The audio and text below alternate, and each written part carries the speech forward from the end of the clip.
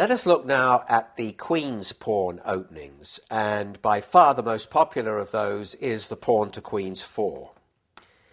And years ago, this would typically lead into the Queen's Gambit. The Queen's Gambit was always much more powerful and feared than the King's Gambit that we looked at earlier. It was the same general concept.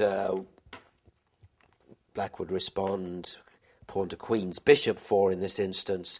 If the pawn were taken, it would be blocked typically by the knight, and this column would be opened up, pawn to King's 3, and eventually white would regain the pawn and have a strong opening centre. So a lot of alternatives sprung up to avoid this Queen's pawn opening. And the first one of these that we're actually going to look at is an opening response called the Nimzo Indian. And the Nimzo Indian response to pawn to Queen's 4 is essentially this. The knight is brought out to King's Bishop 3 instead of moving the pawn on Queen's 4. White now typically plays pawn to Queen's Bishop 4, and black typically responds pawn to King's 3.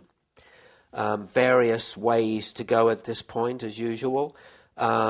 Typical one is for white to bring the knight out to here, for black to move this pawn up, ready to find Cheeto the bishop or find Quito the bishop. Remember, we were talking about that earlier. Typical white move, probably pawn to King's 3 also, and now the bishop does get onto the knight 2 square, where it does attack the opposing knight and does have this long diagonal and run right through the center square. As you can see how powerful it is on that square.